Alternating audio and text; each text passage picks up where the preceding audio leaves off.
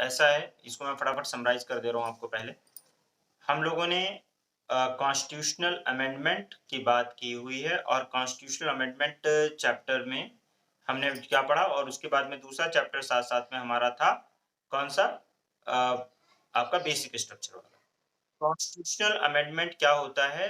Article 368 of Indian Constitution part 20 के अंदर constitution को अमेंड करने की बात की गई है कि कॉन्स्टिट्यूशन को अगर चेंज करना है, बदलना है by way of addition, variation, repeat. Article 368 of Indian Constitution part 20 में ये है कि आप कॉन्स्टिट्यूशन को अमेंड कर सकते हैं।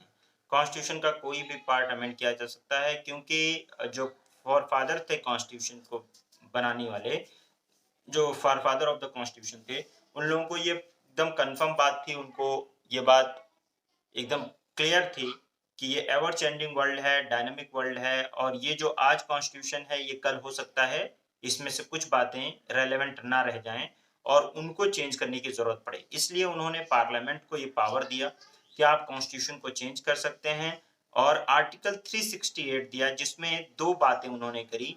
एक उन्होंने दिया स्पेशल मेजॉरिटी। स्पेशल मेजॉरिटी का मतलब क्या है कि जो प्रेजेंट एंड वोटिंग है उनका 2/3 or that 2/3 should be more than 50% of the total membership of the house।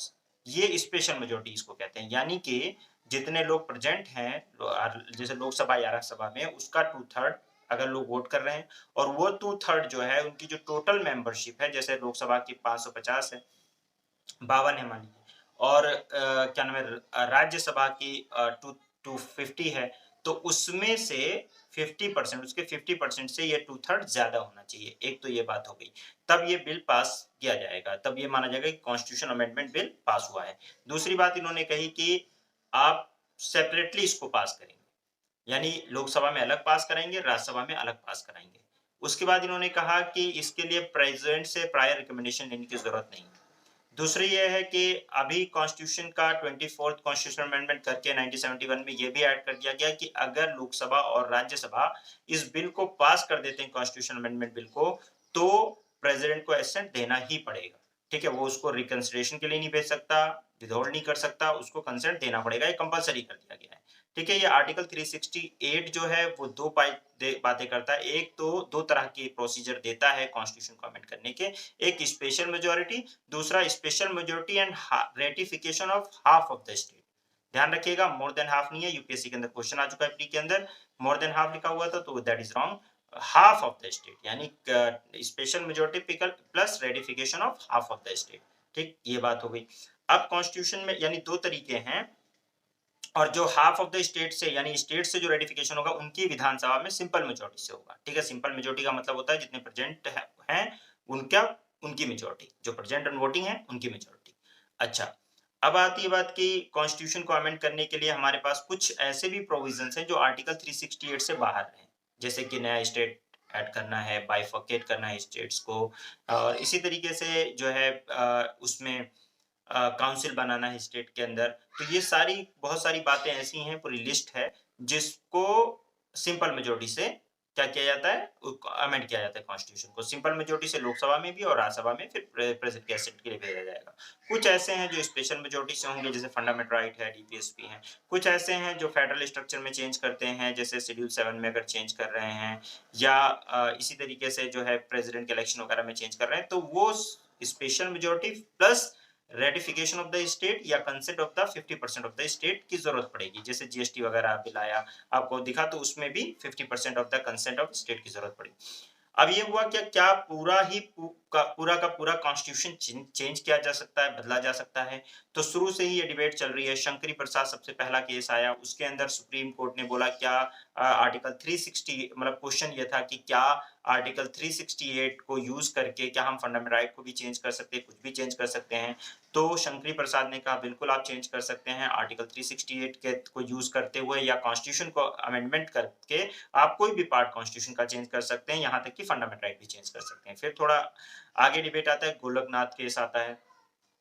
ठीक है, गोलकनाथ है, अंदर क्या आता है कि सुप्रीम कोर्ट ओवर रूल कर देता है किसको? शंकरी प्रसाद को। शंकरी प्रसाद को ओवर रूल करके क्या बोलेगा कि नहीं, आप कॉन्स्टिट्यूशन को फंडामेंटल राइट को चेंज नहीं कर सकते, आर्टिकल 368 जो है वो भी एक लॉ है अंडर आर्टिकल 13। तो अगर ये फंडामेंटल राइट से टकराएगा तो चूर-चूर हो जाएगा, यानी कि फंडामेंटल राइट को आप चेंज नहीं कर सकते। यहाँ एक डिबेट हो गई यहाँ।